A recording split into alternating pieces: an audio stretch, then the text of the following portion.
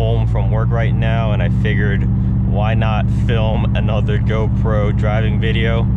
I mean, it's a long way home, so definitely have a lot of time to talk about stuff. I just wanted to go over, you know, my general ownership experience of this car and how it's been over the past 5.5 years, and how my journey has been with modifying it. Just in case, you know, anyone wants to get into this platform or already has this car and was just wondering how I came about getting to this point. So if that sounds like something you're interested in, feel free to stick around. So just for some background, this is a 2015 Subaru Impreza premium hatchback 2.0i. I got this brand new back in June 2015. Had 8 miles on the clock, so this was pretty new. Right now it's sitting at about 87,000 miles, and it is also my daily driver. So yeah, it's been a long journey with this car so far, and honestly, I don't have many complaints. It's been a very reliable platform. I have no issues with anything really. It doesn't burn oil. There's nothing wrong with the transmission. Of course, I'm saying this now in hopes that nothing actually happens later on. But I think Subaru definitely cleaned up the car a lot in the later model years for the chassis. 15 plus didn't really have the short block issues like the previous model years, so this car does not really burn oil or anything. CVT has been fine. I changed the fluid at around 70,000, a little late than what's recommended, but when I was changing the fluid, I really didn't see any signs of excessive wear or anything like that. And the car drives smooth, really. I mean, actually, it just feels like it drives better than how it came, just based on the few mods I've put on here. So I think it'd be fun to kind of look back at how I came about modding this car. So we're gonna start from the beginning. My first mod, I believe, was the crossbar roof rack, an OEM option. I don't know why, I just really wanted a roof rack. I felt like the top of the car was just kind of empty. This was before I had a spoiler wing or anything, so I thought the crossbars would kind of make the car look a little more proportionate. And I had that on for a while, actually. I think until after my second set of wheels, that's when I took it off. But yeah, first mod was the roof rack, and being the racer that I am, I did not use it at all, so it was purely for looks. And then of course I got into the Rally Armor mud flaps.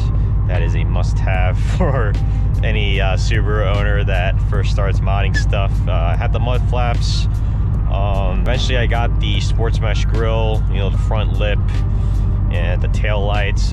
These Colin LED tail lights were one of my first mods, and it's been on the car ever since. So yeah, that was kind of like the first phase of the car, you know, stock height, stock wheels. I mean, I did the whole plastic dip wheels and whatnot, had badge overlays. It was pretty basic. I added the fog lights as well, because nothing came on this car, even at the premium trim. There was no fog lights, no aero, no side skirts, no anything. So all of that was added later on. So that was the first phase of the car, just stock-ish, pretty much stock.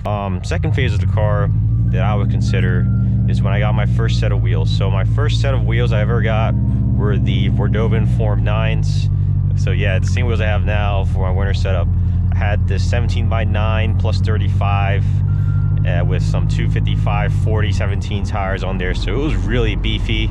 I didn't really know what I was doing in terms of wheel specs, so I just wanted something square, and I didn't really think the Fitment would be that whack looking. I got the wheels before I did coils, so it was monster trucking for a bit, which that was quickly remedied when I ordered my first set of coilovers, the Tane Street Basis Z. So that is the cheapest coilover you can get for this car that's of quality. Those don't have top hats or anything, so I had to use my stock top hats. So that was a lot of fun to install. Not really. It's tough when you don't have the right tools and you don't have the experience. So that was like a 2-day ordeal with that. So it's pretty crazy how far we've come since then. But yeah, second phase of the car had these beefy tires, the Fordovan Form 9s. I didn't really do much else. I mean, I had like some side skirt extensions here and there. I had the front lip still.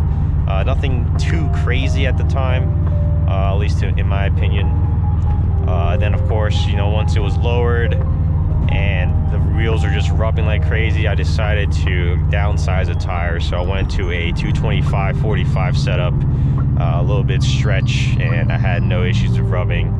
And I mean, that's of course, with any wheel and tire setup, you want to make sure you have the proper, you know, fender clearance and camber settings and all that. I really didn't have much of that, so you know, Fitment game was not on point back then. So it was like that for a little bit. I had the wheels plastic dip black. Actually, I used auto dip. It was like a gloss plastic dip variant, and actually turned out pretty good, I guess. Ran like that for a while. Ended up doing like tire letters on it. I'm trying to remember here, it's been a little bit. But yeah, that was like one of the second to third phase of the car was that, the 17-inch setup. And then kind of got tired of how small the wheel looked. So I sold that set of wheels and bumped it up to an 18-inch wheel.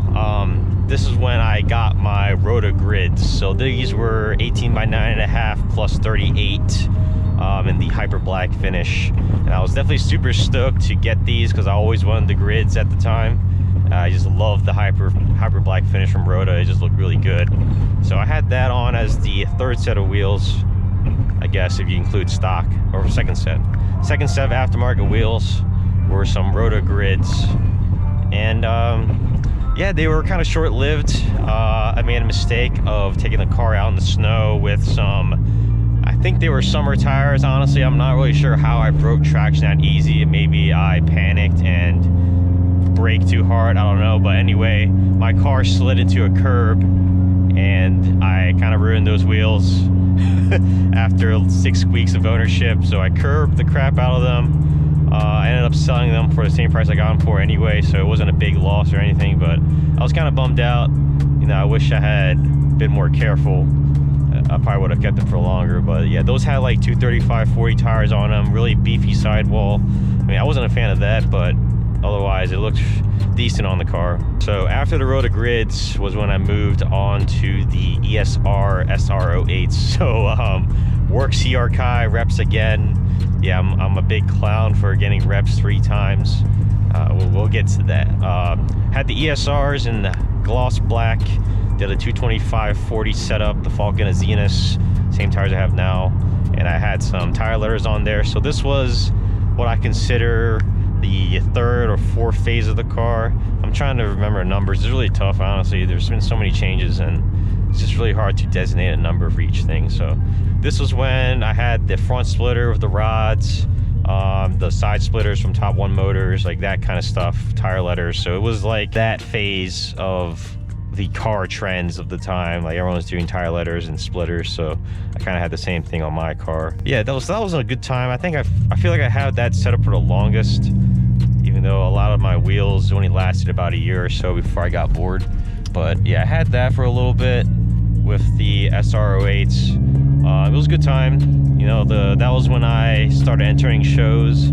I was able to win first place in this local Subaru show we had, so that was really cool. I mean, my car is just a basic Impreza, so it was pretty cool to win that. Yeah, that was really what I was doing with that during that time with the car.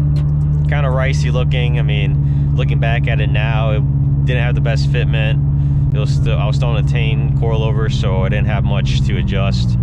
So it was a little whack, but I mean, you live and you learn. So now, after this was at a time where I thought I was going to trade in the car for something new. So I sold the ESRs and I was really going to go back to stock. I took off a lot of stuff. At this point, I probably already had the rocker moldings and everything, like the side skirts and all. So I took off a lot of parts. I didn't really sell anything. I sold the wheels. I sold the side splitters, I'm pretty sure. Just basic stuff like that. Just I was prepping the car to trade it in. I mean, it only had like 50,000 miles at the time, maybe even less, so the value would be pretty good. But that didn't happen. I didn't end up doing that at all, obviously. So after that, you know, when I decided that I wanted to keep the car, this is where I bought my 4th set of wheels. So prepare to be amazed. So This was when I bought my Bordeaux Form 9s again, but now in 18 by 9.5 plus 35. And these are the wheels I have on right now for my winter setup. I bought that setup, did a 225/40 tire, a little bit of stretch too, and I actually really enjoyed this phase of the car. This is when like I started changing up what I was doing. I was starting to, for one, I was getting a lot better at working on cars. I mean, I'm still a noob, but I definitely like massively improved when I started with those wheels. I started buying more quality parts, just because, you know, I felt like, you know, I've been buying some fake parts and off-brand stuff for a while. I felt like it was time to start being legit. So yeah, I had a custom front splitter setup thing that you may have saw in my first mod overview video. That's when I had that. I did the Brembos and all that stuff during this time, and then eventually I got the new coilovers, the Silvers Neomax, and that's when I started being going a lot lower and having some more aggressive setups. And that was kind of that phase of the car with that. I mean, I dipped the wheels white a couple times, changed up the aero a little bit. I had the battle aero wing and whatnot.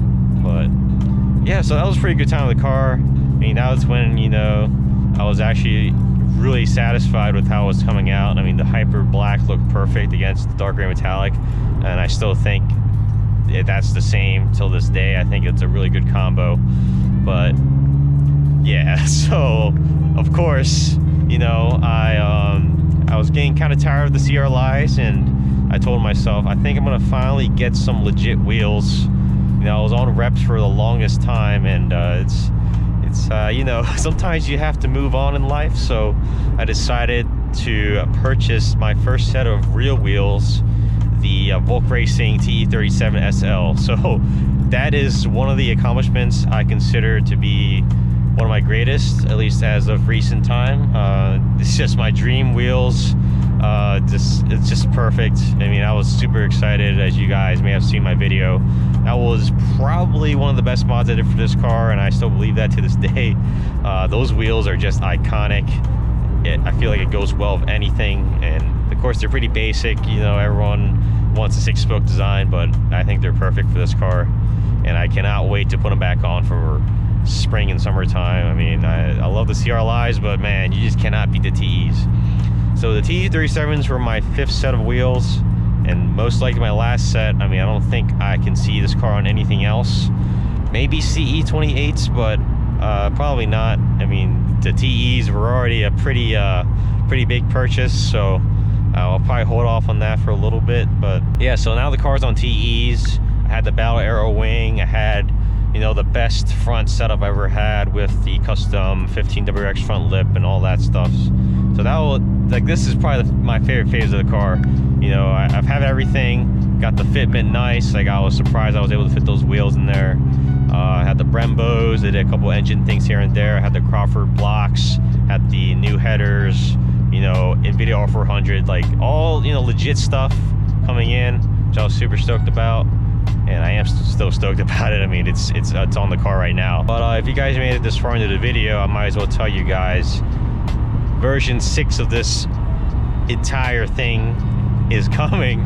I will be purchasing something else for this car that is pretty substantial. I'm sure some of you can guess, and if you follow me on Instagram, you'll probably know already. But yeah, this car will be going on Airlift 3P. Of course, if the sale goes through and everything, this car will be bagged next season. Now, I didn't really anticipate bagging the car. It's, you know, I love being static and everything, and I drive around perfectly fine, but I feel like, you know, I want to keep this car as a daily, but I also want it to look cool still, and I also want to go lower. So I think bags are probably the best option for this. I mean, I'm still going to drive the car every day and everything until I get myself a project, but I think the bags will be super nice on this setup with the TEs and everything. I'm still trying to figure out how I want to do the fitment and everything, but yeah, just a sneak preview of the next season's content, I guess.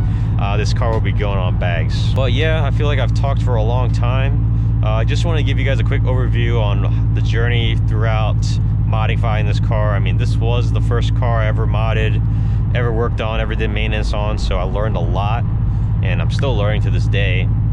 And to those wondering if it's worth it, I always answer this question with it just depends how much you like your car. So let's say you have the same car as me, and you don't mind, you know, the lack of horsepower, the lack of aftermarket support and all that, but you just love the body style, you love the community with it. I say it is worth it, because I mean, it's really all up to your decision whether you think something is worth it or not. And I've spent an unrealistic amount of money on this car in terms of aftermarket mods and all that. And yeah, to most people it's like, you're crazy for putting all that stuff on this car, you know, it's not really worth anything at the end of it all. But honestly, like, what else is the point of a hobby if you're not going to enjoy it? And I definitely enjoy modifying this car. You know, it is unique in its own way, so it's not a platform that people typically modify. I mean, we have a nice small community of us, you know, GP7 owners and all that, but it's still never going to be to the heights of like a GT86 or WRX STI kind of territory. So it's kind of fun to have a unique build. I mean, a lot of people have come up to me and it's like, well, I've never really seen people do this to an Impreza / Crosstrek. And it's always fun to be able to kind of throw my own taste into this and also test fit parts that I have no clue if they'll work or not. Like, all that's really satisfying when it's, you know, all put together. So that's kind of why I want to keep going with this. And I don't know, who knows when I'll stop. I mean, it's gonna stop eventually once I, you know, get other projects here. But for right now, you know, I'm pretty happy with how it is, and you know, it's definitely helped me a lot. I mean, it's kind of given me this opportunity to make this YouTube channel and, you know, get the followers I have now. I do credit a lot to this build, because, you know, without this car I probably wouldn't even have my brand started or really any subscribers at all. So like, but yeah, I'm gonna conclude today's video. Hope you guys enjoyed. I will hopefully have some more installs on the way. But yeah, follow me on Instagram at will.kgfx. Check out Katana Style. That is my own merch brand. I'm selling stickers right now, jet tags, and soon we will be selling hoodies and shirts and all that fun stuff. So be sure to follow us at katana.style and visit katanastyle.com if you would like to support me, the brand, and the channel. But yeah, guys, as always, thanks for watching, and I will catch you guys in the next video.